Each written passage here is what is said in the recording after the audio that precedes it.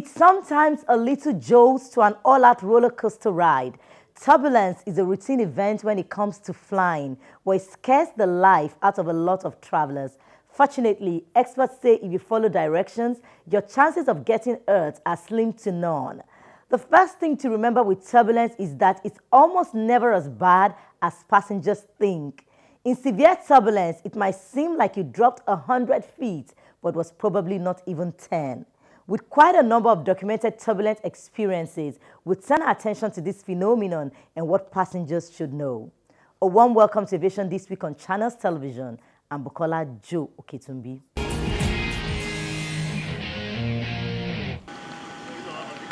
Passengers making their way into the aircraft.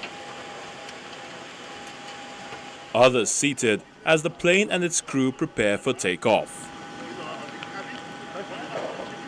Then traveling at a cruising altitude with everything appearing to be going smoothly. The scenario above is usually the norm, but sometimes things may go wrong due to nature's act, like that of the Etihad flight from Abu Dhabi to Indonesia, where some 30 passengers were injured and 9 others hospitalized in what has been described as severe turbulence. When turbulence happens, it's a spiller of coffee, jostler of luggage, filler of barf bags, and even rattler of nerves, but never a factor of plane crashes. So what exactly is this?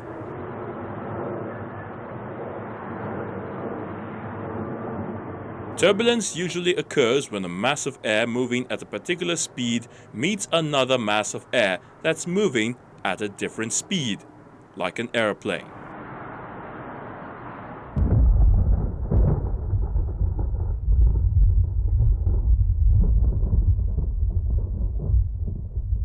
For most of the time, it happens because of weather conditions such as thunderstorms or jet streams caused by larger aircraft.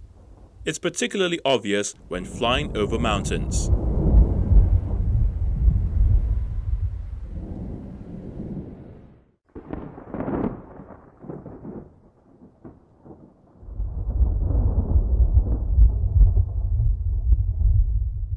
According to the U.S. Federal Aviation Administration, turbulence can also be caused by air movement not normally seen, atmospheric pressure, cold or warm weather fronts, and thunderstorms.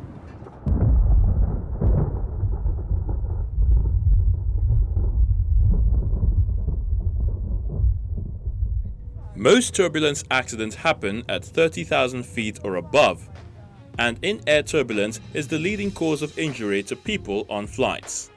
In the US, an average of 58 people get injured during turbulent flights.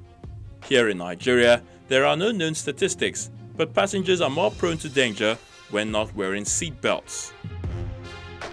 If there's a turbulence like that, the captain would, in our own procedure, we turn on the fasten seatbelt sign, we roll it out twice. It makes a sign. The cabin crew knows what that means. You see the fasten seatbelt sign comes on. As a passenger, if you're sitting, the sign is just above your eye level. You could see them. So once you see that seatbelt sign, you need to take your seat and fasten your seatbelt.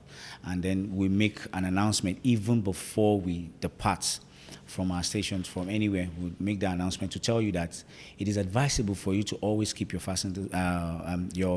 seatbelt loosely fastened at all times while seated. Flight crews around the world share a common classification of turbulence: light, moderate, and severe. The definitions are laid down in flight manuals. Just on a typical day, like you see cabin crew sitting down here, before we go on a flight, we actually have what we call the pre-flight briefing. The captain would have checked the weather and everything, and they will tell you what they expect.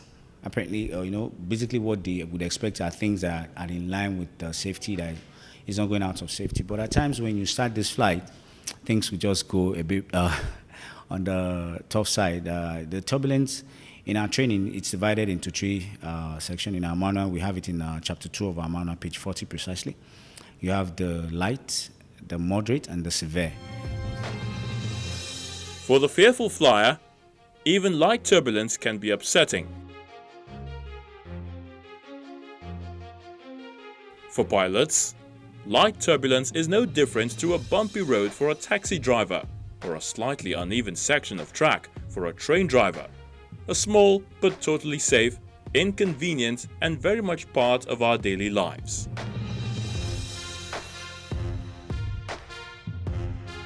In light turbulence, the aircraft may be deviating by just a few feet in altitude. On the whole, turbulence is an aggravating nuisance for everyone, including the crew. But then it's also, for lack of a better term, normal. From a pilot's perspective, it's ordinarily seen as a convenience issue and not a safety one. When a flight changes altitude in search of smoother conditions, this is, by and large, in the interest of comfort, because planes themselves are engineered to take a remarkable amount of punishment, and they have to meet stress limits for both positive and negative G loads.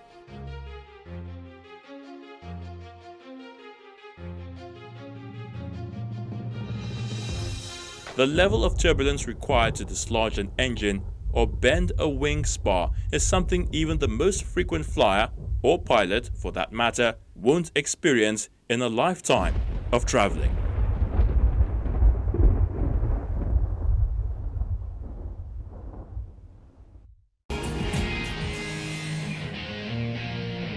Turbulence can graduate from light to severe, but it's actually an issue of comfort for the passengers, not that of safety. These are the words of Gopal Mohan, a retired military and civil pilot with about 47 years of experience in his kitty. Turbulence is actually more of a nuisance than a safety issue. Right? It is the aircraft is actually made a very robust design, so the aircraft does not break up in turbulence. It's a very misnomer that people have of a danger associated with turbulence. The danger primarily comes from a comfort point of view of a person sitting inside.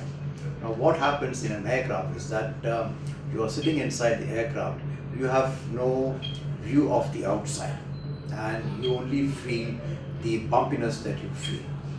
The bumpiness itself is not very severe, although inside the aircraft you feel apprehensive because a normal person feels the fear of flying, as even in calm weather. A lot of people are not very comfortable flying and they get apprehensive in the air. And associated with the turbulence, they get more fearsome regarding what is going to happen. Now, historically, if you look at it, there's been, in the last few decades, there have been no instances of an aircraft getting damaged due to turbulence. But what happens is that there are people who've been injured, there are people who have got severe injuries during turbulence, primarily because they are not taken some basic precautions. You have cabin crew get injured on an aircraft primarily because they are walking down the aisle and serving drinks, and you will find suddenly you encounter turbulence and you get thrown up because of the turbulence, and then you land up, and unexpected turbulence can cause you injuries. As a passenger, if you're wearing a seat belt and fastened, then there is actually not much of a worry other than the feeling of discomfort during turbulence. When we return, our guest tells us more about the subject of turbulence.